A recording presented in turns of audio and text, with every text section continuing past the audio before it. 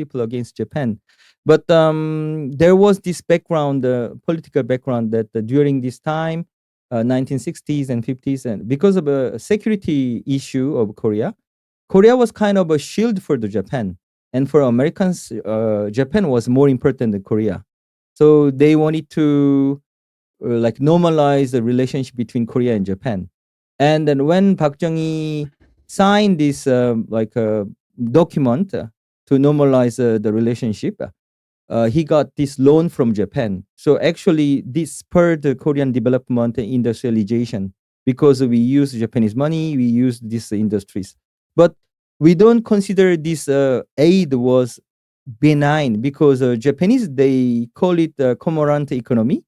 What do they call it? Sorry, cormorant. This is a bird live inside like a southern part of China and Japan.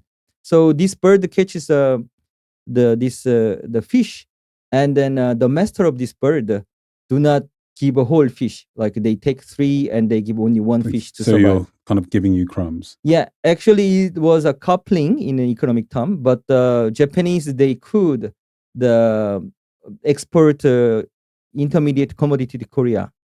So until now, we still import this intermediate commodity from Japan. And Japan enjoyed this profit from Korean industry development. But actually, it became win-win later. Only the remain bitterness is that many of Japanese prime minister, they repeat. Before they said apologies, but they repeat, they go to Yasukuni, the Shurin, where the war criminals were buried. And then they said like we helped Korea. Colonial time was good for Korea. Wow. So you know that even though they apologized, some of them, like not like 20 Japanese ministers were changed during this time. But some of them, they said I'm sorry. But many of them, they said like actually we helped you. So what? Like don't ask us anymore the apologies. So we think that where is the real mind? Like in Japanese, it's called honne. Wow. So Japan colonized South Korea? When was that? Was 2000. No, it's not 2000. Sorry, 1905 until 1945. Wow. So what happened during this time? Japan came to Korea and merged Korea, and then they call it like a Pacifico Prophecy regime. So they say that we protect you against white people, but actually they exploited Korea, and then they set up one company, and they took Korean land which was not registered. Like 40% of Korean land belonged to this company. And then they sent our people to the battlefield, and they kidnapped the sexual slaveries. So 13 years old woman, they had to go to the battlefield and had to have sex, like first the sex with the Japanese soldiers. Wow. I guess people don't really.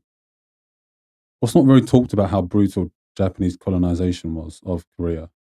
What, didn't they burn a lot of Korean history? Wasn't Korean forbidden to be spoken during the time?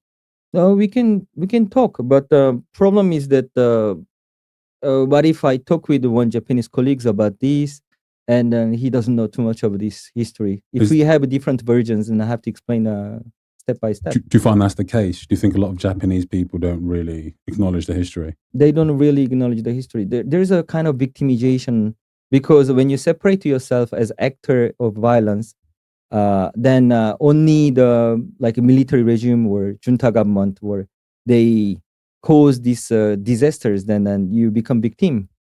Even though you actively participate in this war, so it's embedded in education, and also like you see Miyazaki Hayao's movies, and then there's a regret and remorse. But the problem is that they never talk about the victim of the other countries.